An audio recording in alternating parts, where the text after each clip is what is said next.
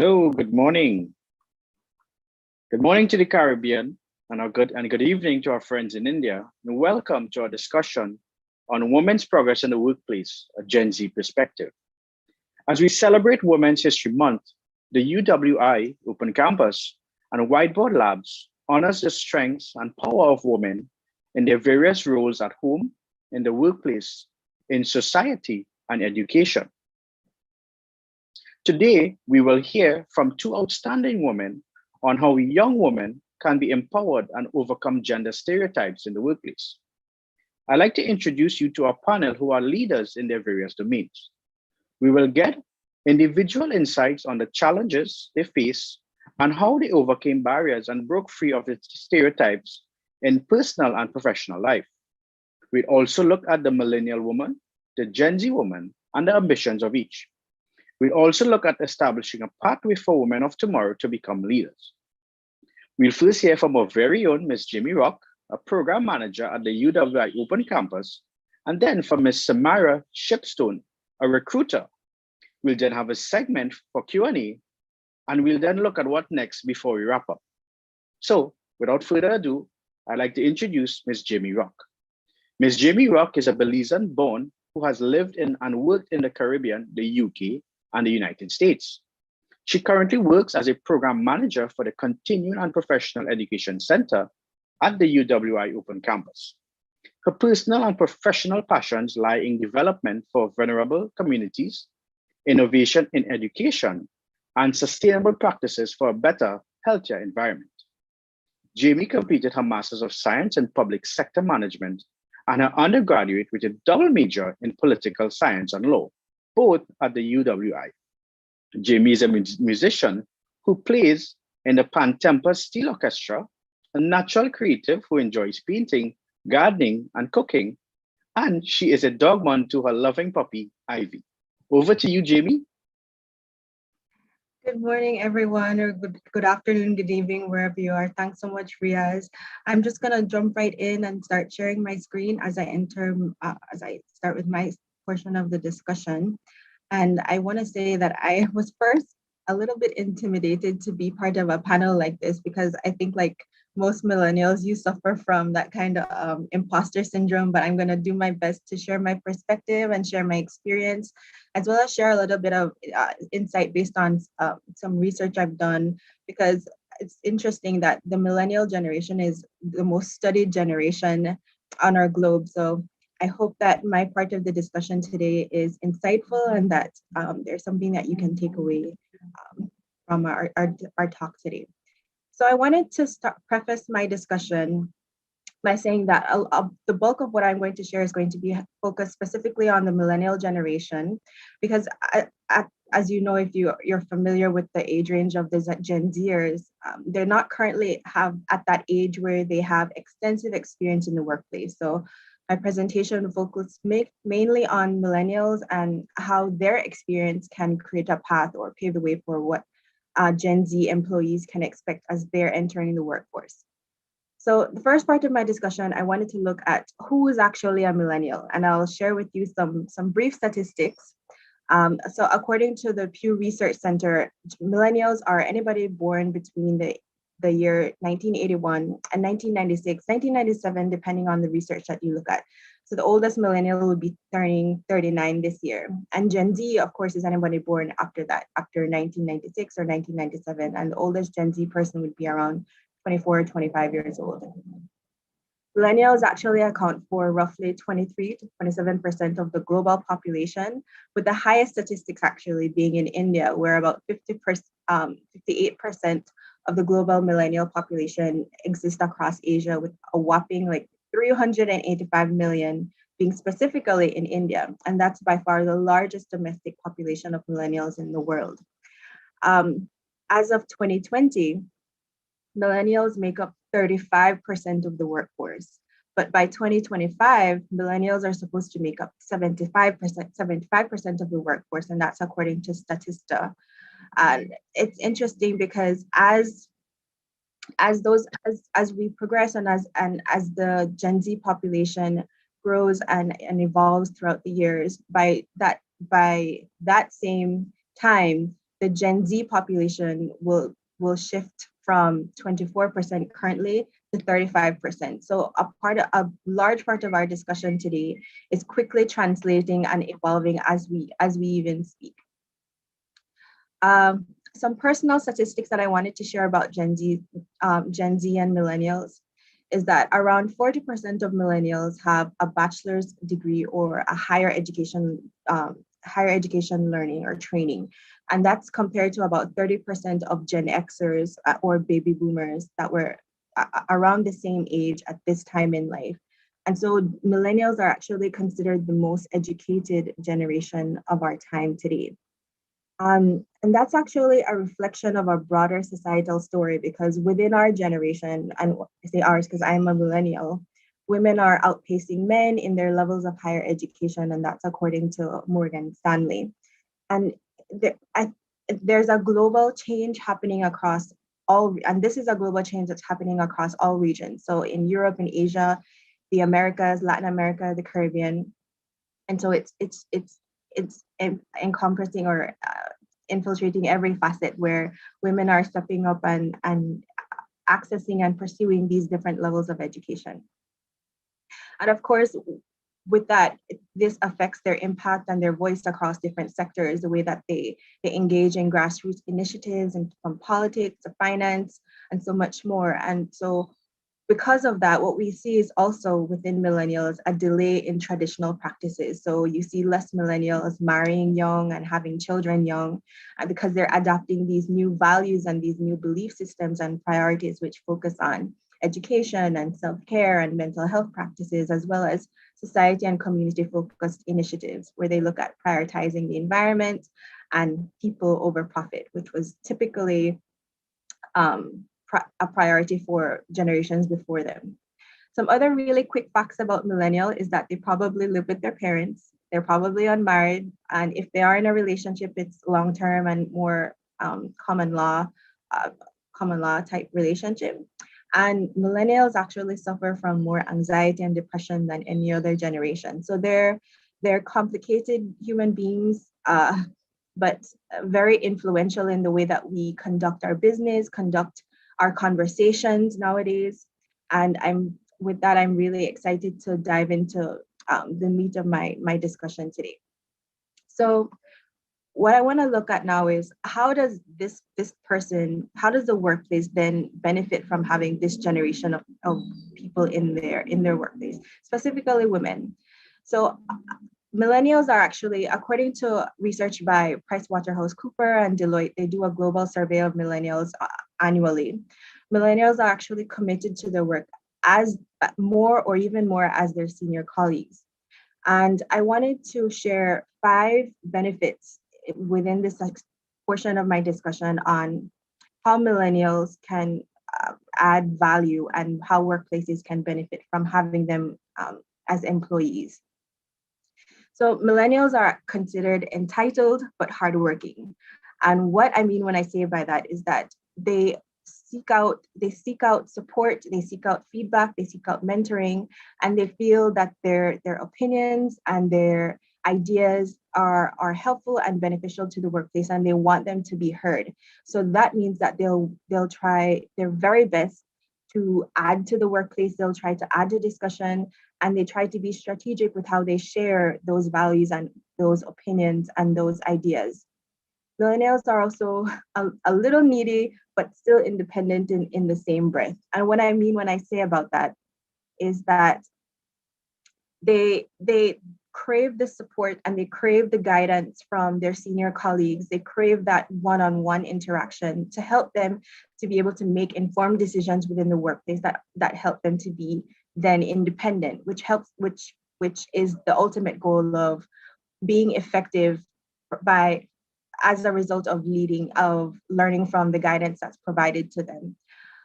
Millennials are also high tech and high touch. And I always refer to millennials as the middle child, as the in-betweeners, because we're part of a generation that is coming off the cuff of traditionalism, where we still know what a cassette player is. We still know what it means to go to do things in a traditional sense, but we're still part of the age of social media and the rise of Industry 4.0 and technology.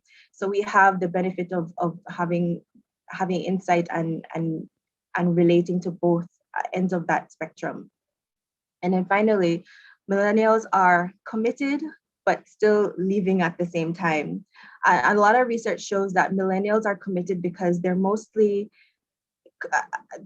committed to getting what they need, and they don't want to leave if they find a place where it's a healthy work environment, they're learning a lot, there are opportunities to grow. Millennials tend to be committed to the workplace. But in the same breath, uh, research shows that most millennials will stay a maximum of 12 to 24 months in any given place if they don't feel like they're being supported, if they don't feel either they're in a healthy work environment, or that their mental health issues or professional opportunities are not being made available to them. So fundamentally, millennials want to do interesting work. They want to enjoy the people that they work with. They want to be well compensated, which I think is something that we can all relate to, regardless of the generation that you're in. So next in my presentation, with all the benefits that a workplace can have with millennials as employees. For millennials, there are certain biases and barriers that they experience within the workplace. And I found a really interesting article by the Seattle Times, which I'm going to use as the basis of this part of my discussion. So the first challenge that millennials tend to face within the workplace is what the author calls the likability factor. And I found this extremely interesting, especially for women in the workplace, because a lot of millennials feel that they have to navigate that fine line of being authentic and fierce. We're called to be these girl bosses and bold women leaders, but still have to walk a line of being likable and having success on the job, which is somewhat hard to achieve in real life. Clearer in theory, but a little bit harder to achieve in real life, especially when you come from a generation where there are certain gender norms that are still very prevalent, expected gender norms that are still very prevalent, where women are supposed to be welcoming and caring and modest.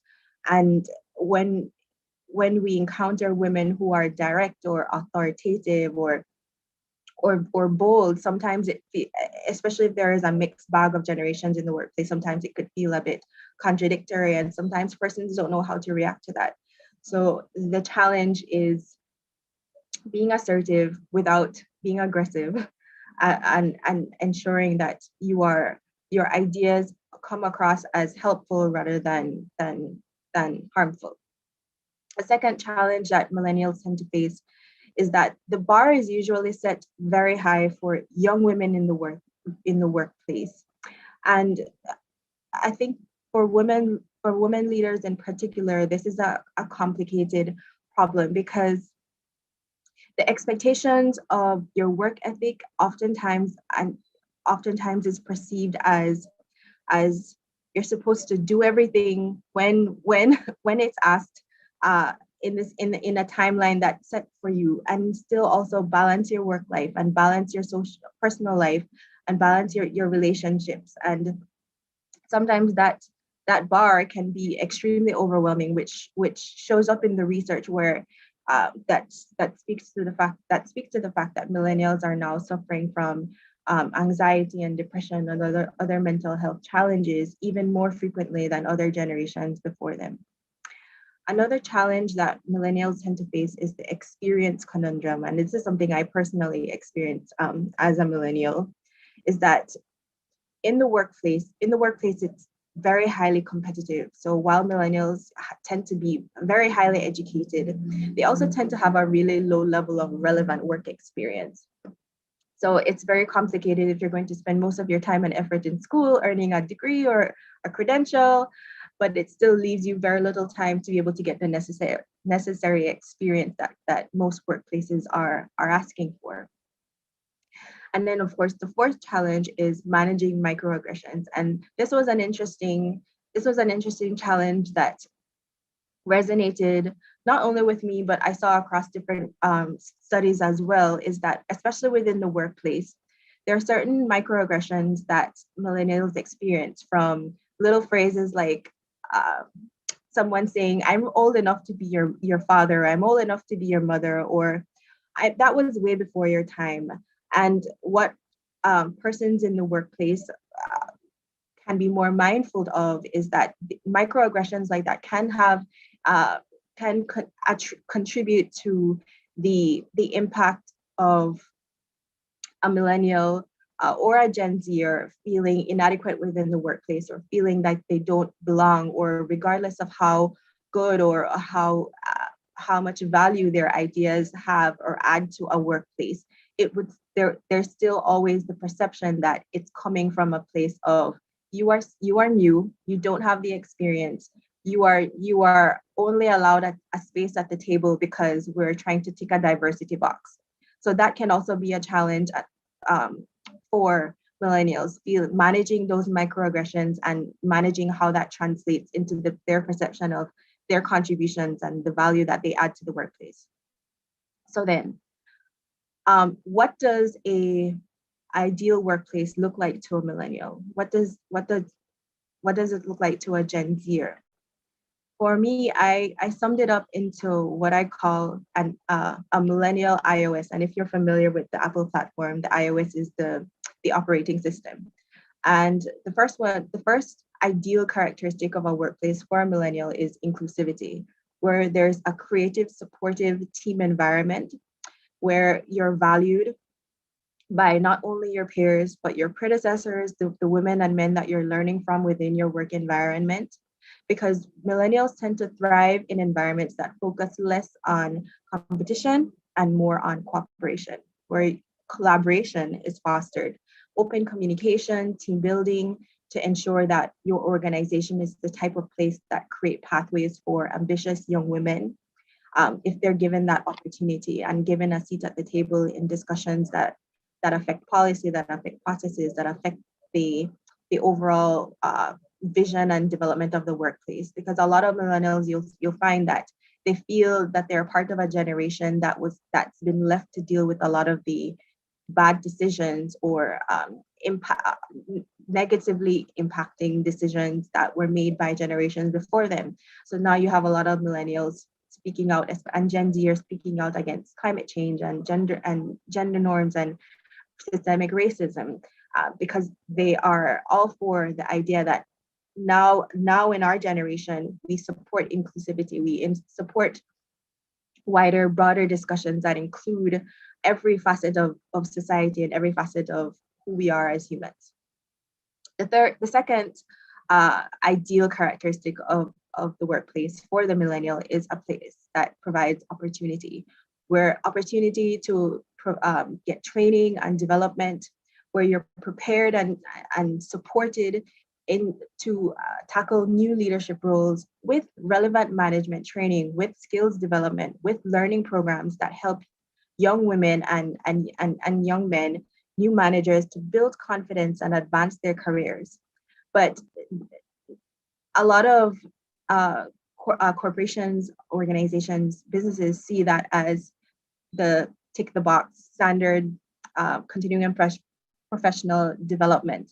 But millennials want more than that. They want that guidance that would lead to substantive progression within their own careers and their own professional pathways. And then finally, an ideal workplace provides support where there's mentorship, where organizations, institutions, business set up ways for women to give back through mentorship and philanthropy. This is an important characteristics for a lot of millennials. Actually, research shows that millennials are the most philanthropic generation of our time currently. And no one knows the world of work better than ourselves if we are able to have a seat at the table, and we know we know the ways that we want to be supported, when we know the ways that we can show up for other female millennials. And so if there's the opportunity where women can be connected and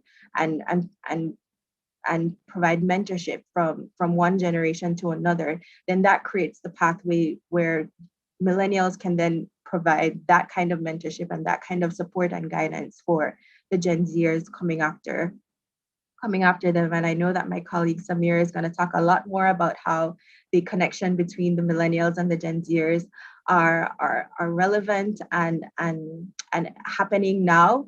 So I'll stop my part of the discussion to pass over to Samir. So over to you, Samira.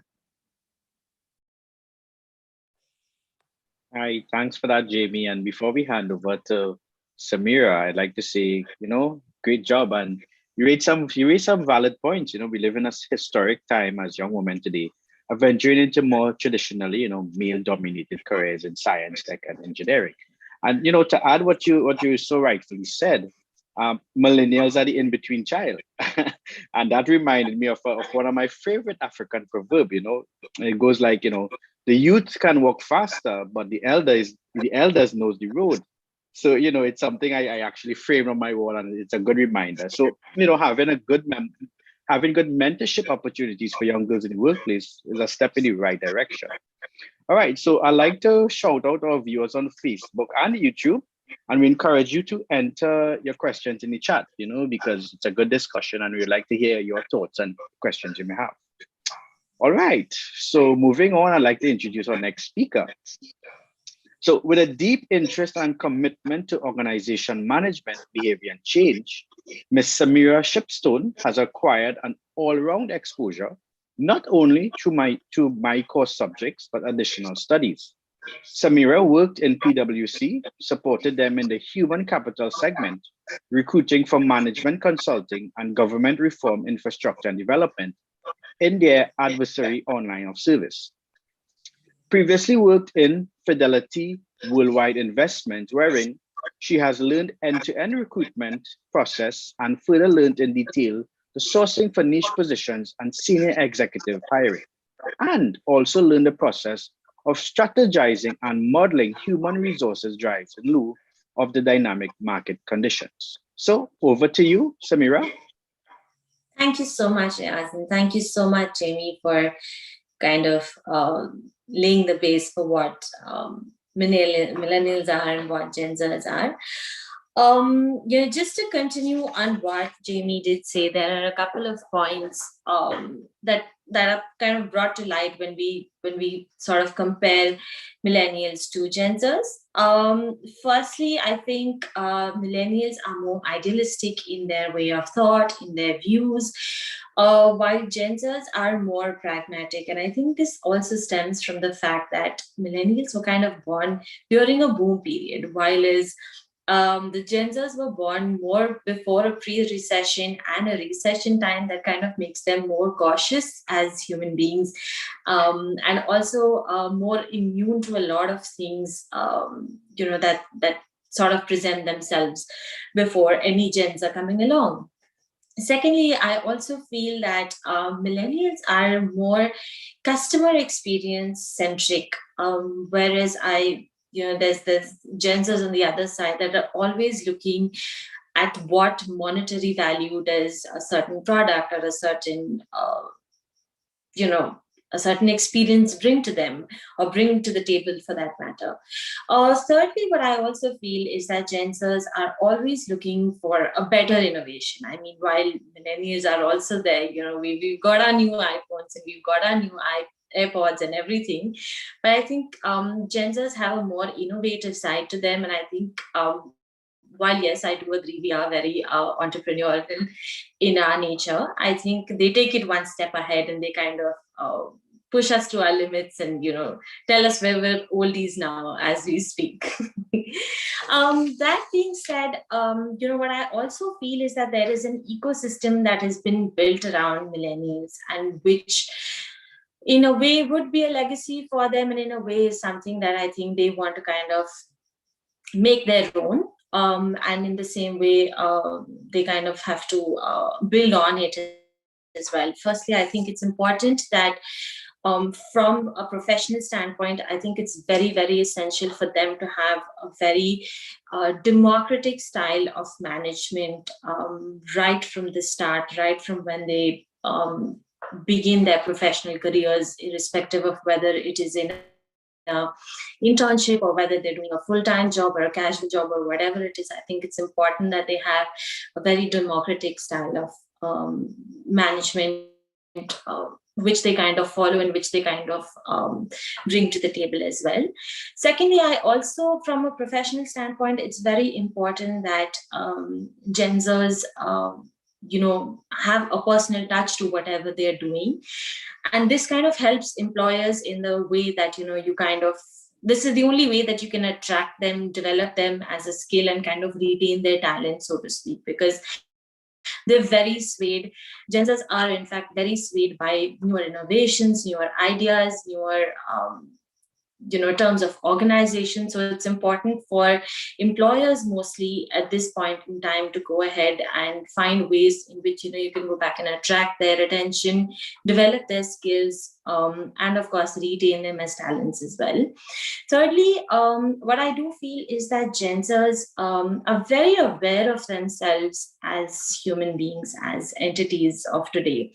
When you've got movements like a Time's Up or a Me Too, they're very, very aware of the fact that, what are their rights, what are their boundaries, what is it that they can achieve. So it's important for professionals who are already existing in an organization to kind of give them that leeway, because they know who they are, and, you can't build them or teach them anything new in that sense, because, with so much of digitalization and so much of social media involvement as of today, it's more than impossible to kind of teach them a new way of life, so to speak. So while they're very, very aware of themselves, I think it's important that we as employers, or we as millennials as well, give them that space to kind of grow within that span as well.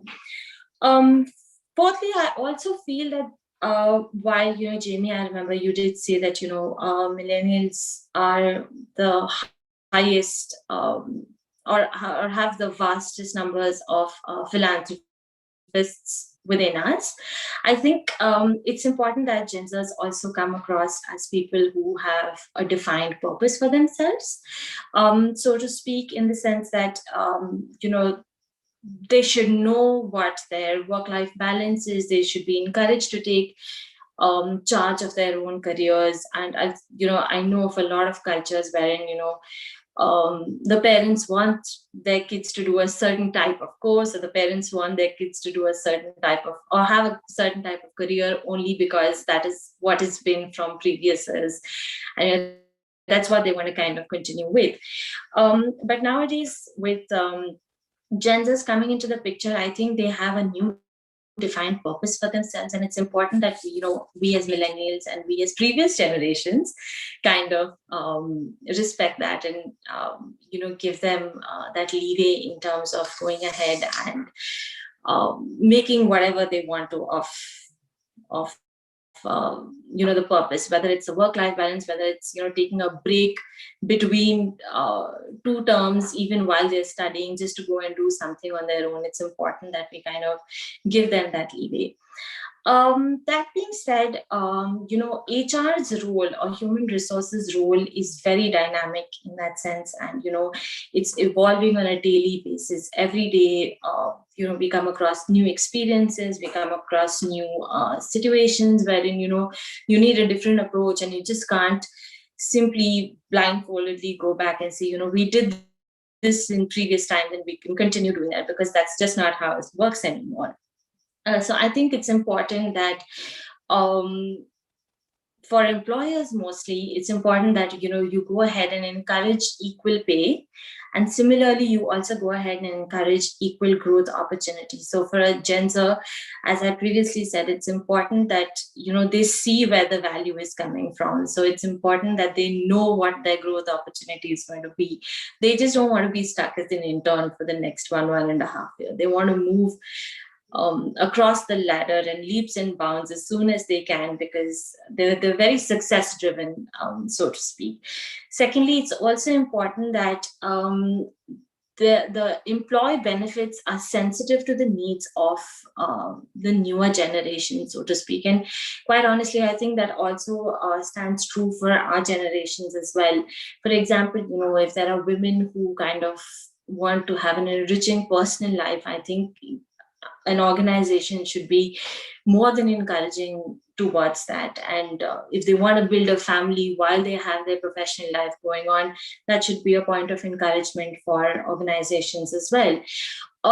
Thirdly, I also feel that it is important, and while yes, we have grown as employers leaps and bounds in terms of recognizing the efforts that women put in while doing a certain job, I think it's important that that recognition is given to them on a more than regular basis, so that they feel valued, and that also kind of helps in retaining them as talent, in a longer run.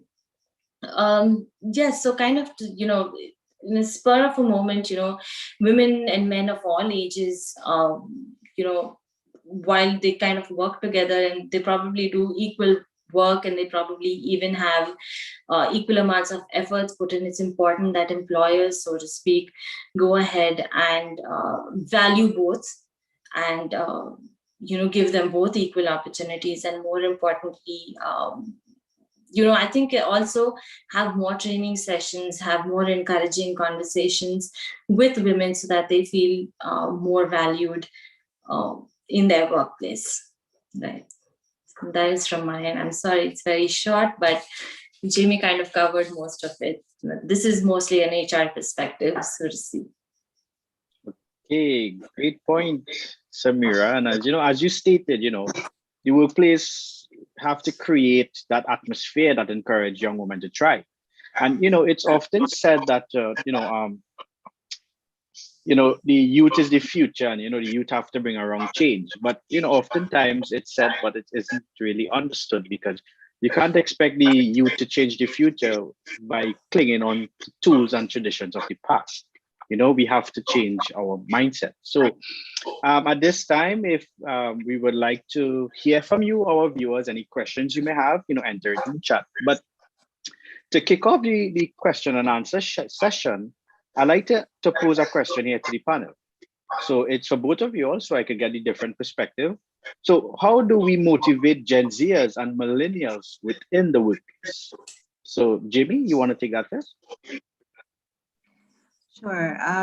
Thanks for that, Riaz. I think just as I'm referring back to the discussion and coupling that with my own experience, a major source of motivation for me is just being provided with the space and the opportunities to be heard, to share my ideas, share my contributions.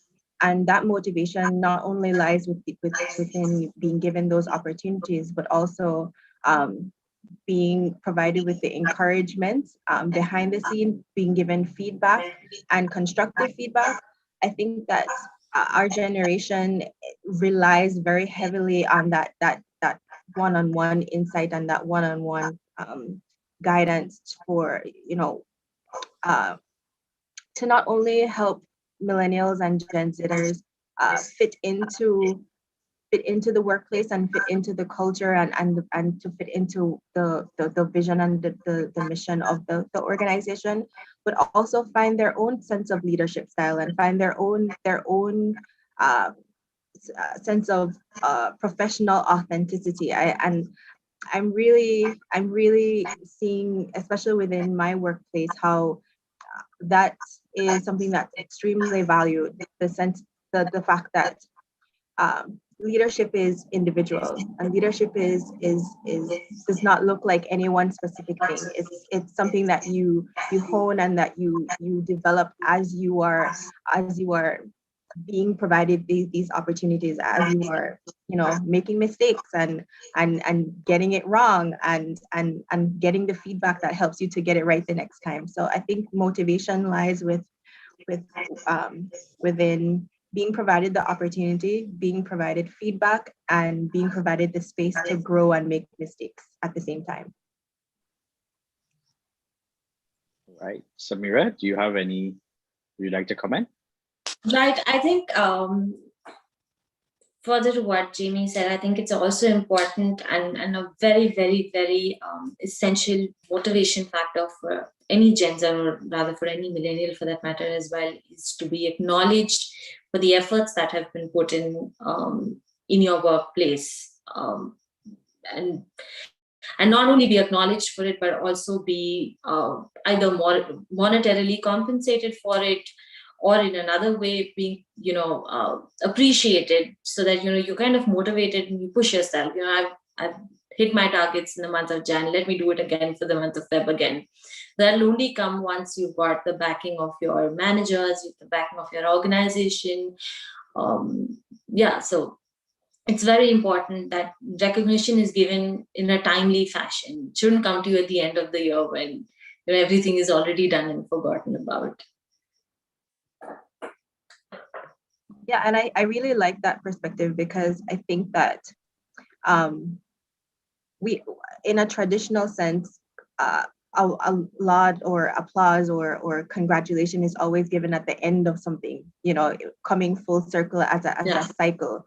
But I think those small, that was great, or that's really good, or just saying I really appreciated that. That's very impactful on our generation, because our love language tends to be words of affirmation, especially within the workplace. That's our professional love language. So I really like that perspective, Samira. Right. Okay, great. So we have another question here. Let me just pull up my sheet, right? So the question is, what inherent flaws do you think millennials and Gen Zers experience, which translates negatively in the workplace, and how can they work to correct or manage these flaws? Can I take that first? Sure, go ahead.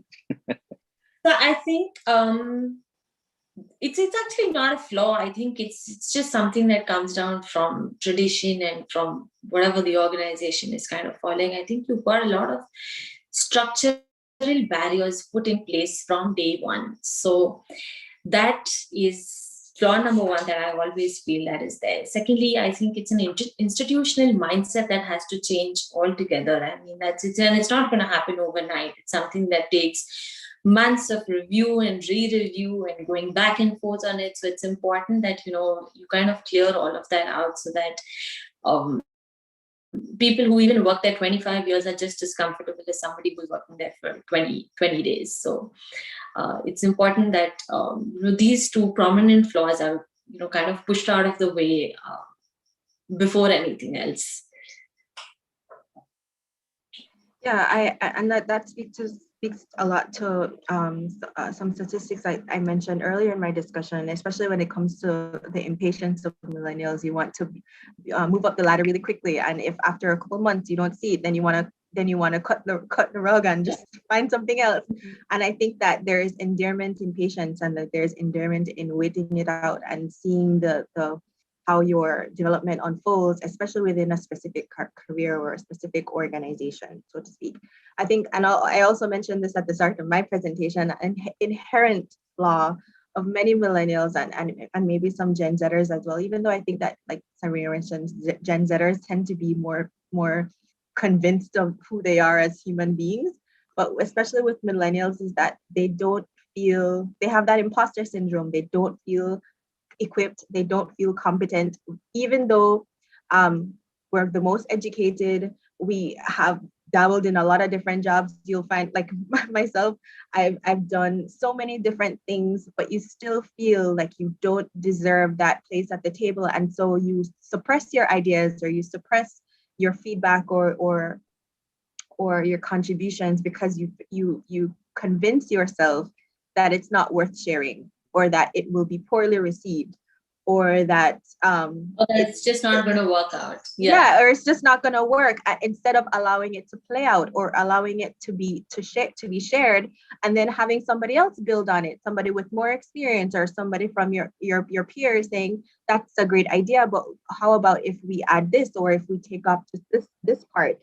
And so I think eliminating that that lie that we tell ourselves, that we're not equipped and that we're not capable. If you were hired, it means that they saw something in you to be able to do the job. So allow yourself to make mistakes, allow yourself to feel deserving of a seat at the table. And that confidence would then translate into your contributions and your ideas and what you add to your organization being seen and being appreciated, not just by the persons you share it with within the organization, but by yourself as well. So I think, yeah, that's a flaw that's that we really need to work on as a generation, and that hopefully we don't pass on to Gen Zers as they're entering the workforce. Okay, thank you for that. Thank you for those responses. So we have a question here. So, you know, in the workplace now, there may be some issues between, you know, persons may have issues and they may not be getting the various support from HR. So our question is, and I pose this to Samira, and then we could get some feedback from Jimmy. How does one proceed when one does not feel you are receiving the necessary support from HR? So how do you proceed if you feel like you're not getting the support based on your particular situation? You're not getting the support from HR. So how do you proceed? What's the next step? So I think, and I think Jimmy kind of agreed with me on this one. I think the first feeling is of rejection. The first feeling is of sheer demotivation at that point of time. You know, the next thing you want to do is kind of put down your papers and leave sometimes, because that's the first feeling of betrayal that you feel, and nobody's really supporting you over here. And I think it's important to, at this stage, at this juncture, I think it's important to kind of take a step back, reanalyze what happened in that scenario, and try and see whether you can fix it, or try and see whether it needs an improvement, or in fact also try and see whether you can, and if you're really convinced about your argument or your point or your case, or really try and see whether you can go back and speak to the person once again and get it through their head sometimes. What I'm saying right now is what it should actually be. But yes, to answer your question, I think the first feeling is of a lot of demotivation, because I'm going to have to safely say that millennials of today and Gen Zers of today as well really put all their sweat and blood together to kind of get a project done or get a case file or whatever it is, whatever work that they're doing. So they're a very hardworking group of people. So whenever things aren't going their way, or whenever they do not find support from their managers or the organization, I think that kind of brings their morale down a little bit. So hopefully that shouldn't happen to anybody. Yeah. And just to add to that, I think the first step is ensuring that you're targeting the right channels, making sure you're having the right conversations with the right persons.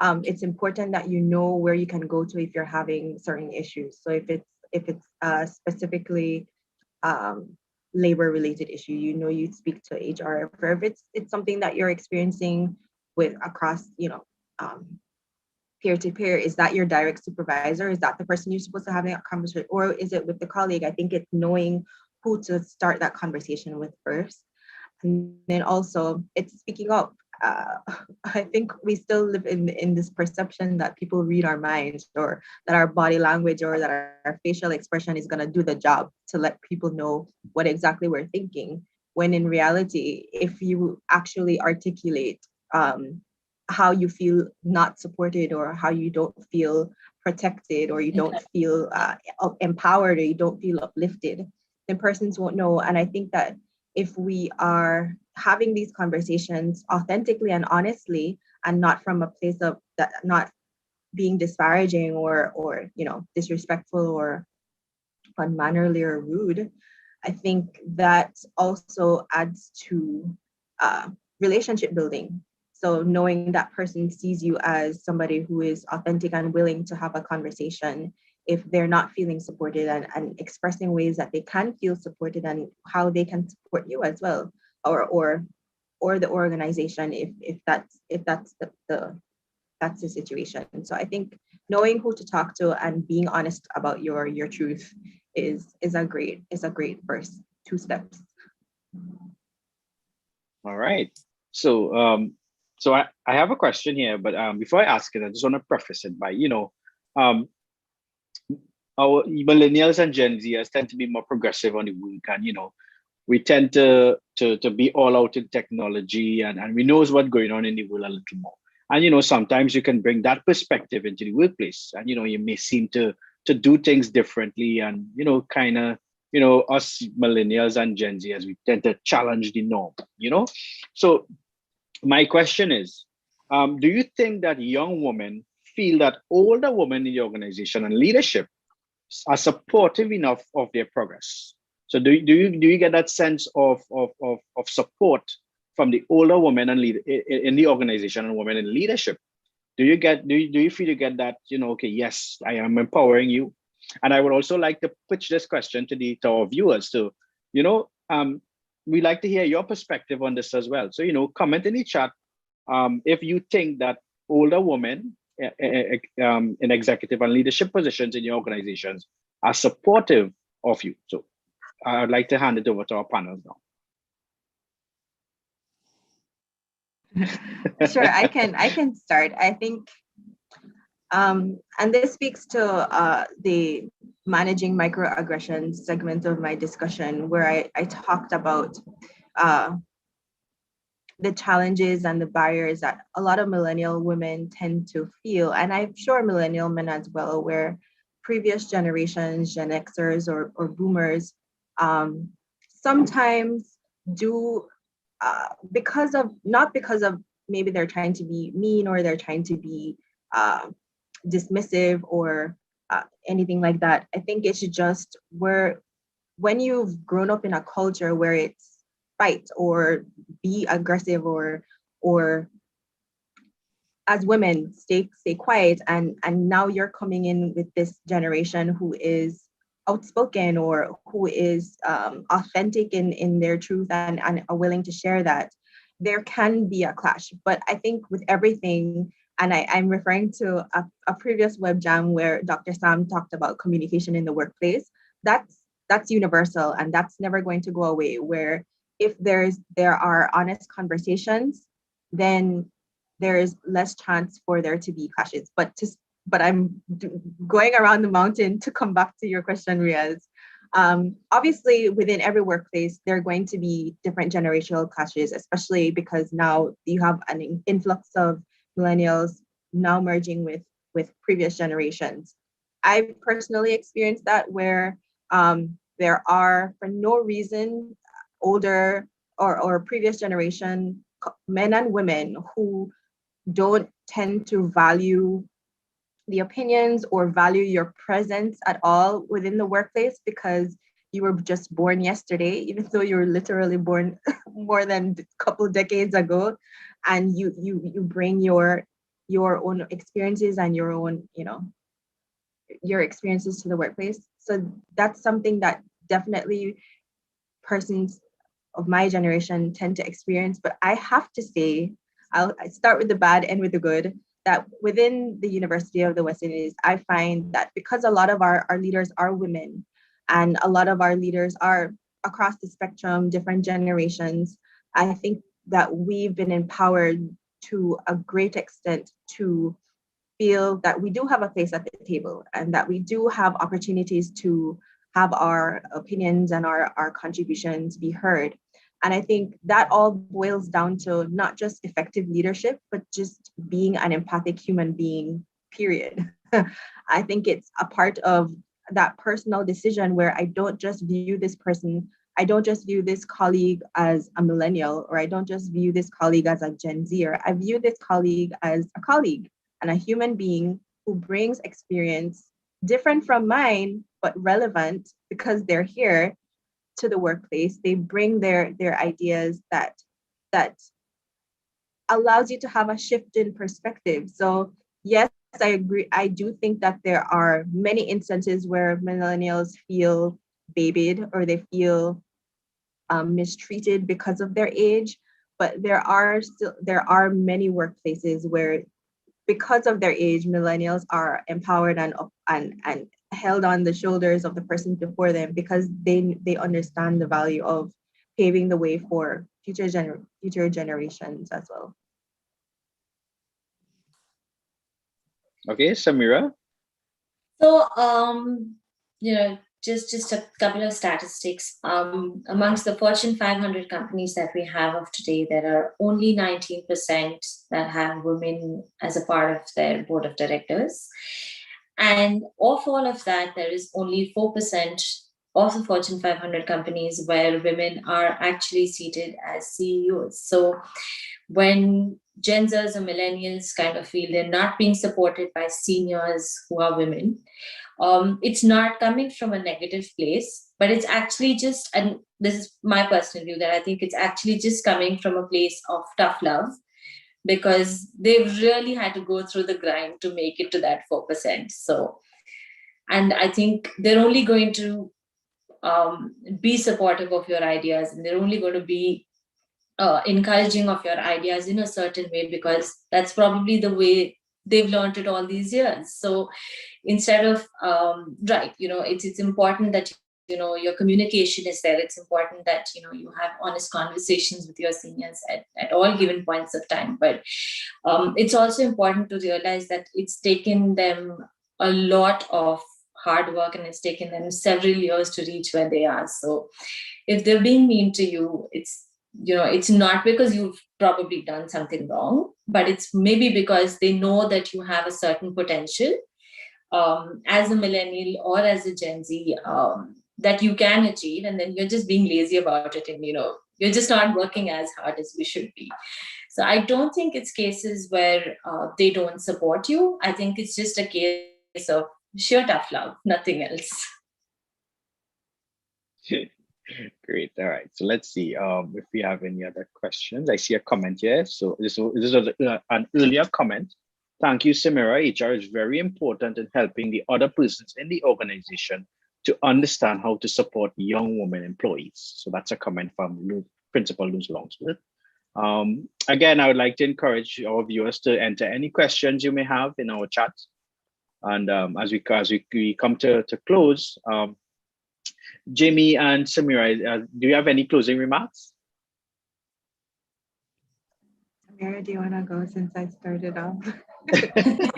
just based on the questions we have, and just any and just to give you some like a direction as to how do you think that, in your perspective, that the current workplace now could be a little, I mean, yes, there have been things are being done to empower women in the workplace, but what do you see, like what you would like to see happen in the short term?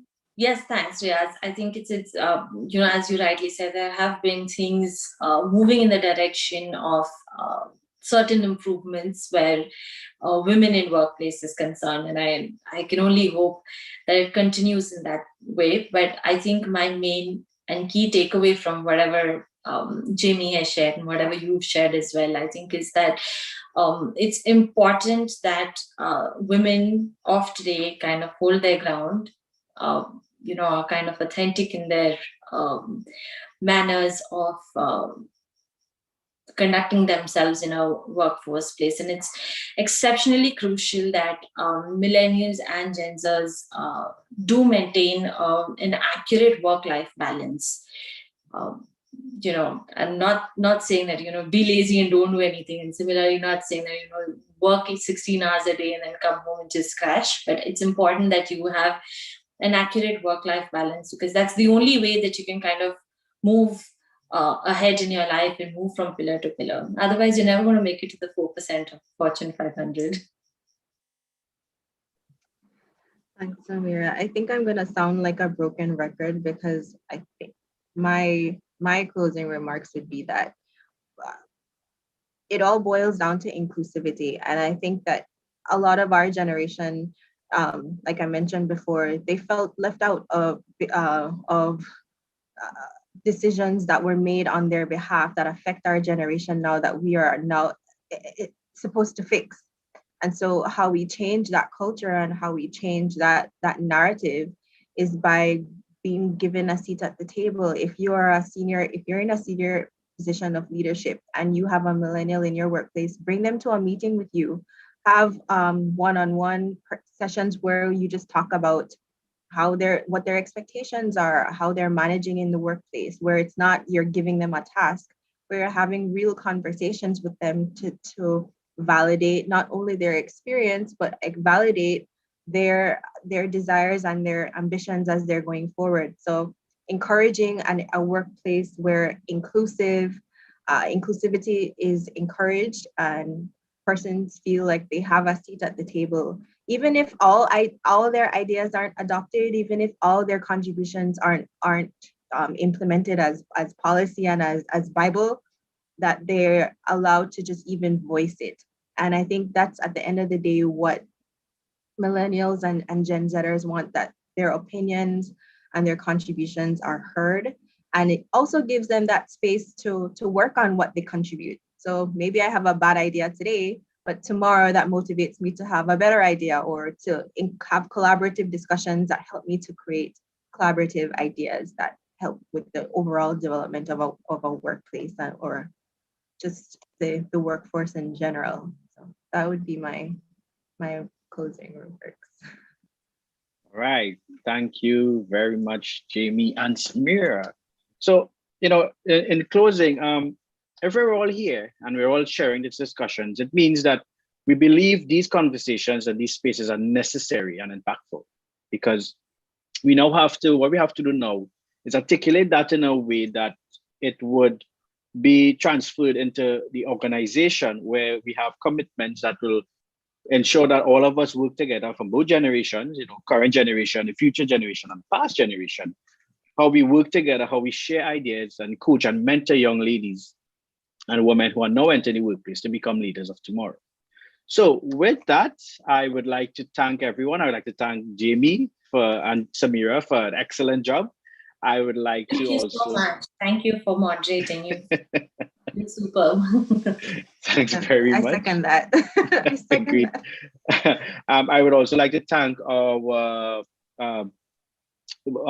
colleagues from Whiteboard Labs. I'd like to thank Dr. Rohit Shipstone. I'd like to thank Ashish. I'd like to especially give a shout out to our principal, for empowering us as young people, and especially as Jamie would have said, continuing to empower young women in the open campus to, break down these stereotype barriers and, be the best they can be.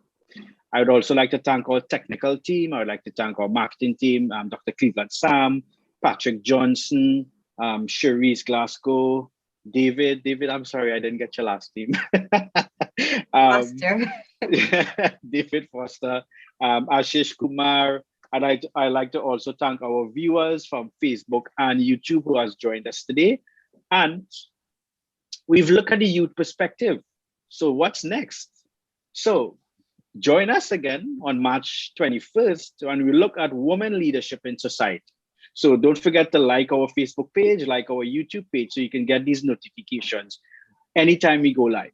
All right. So I would like to thank everyone. It's 9 a.m. in the sunny Caribbean. It's a little raining outside, but it's fine in Trinidad here. I'd like to say good morning to those in the Caribbean, and have a good evening to those in India and wherever time zone you are. So thank you for joining us, and stay tuned for future discussions surrounding women empowerment in the Caribbean.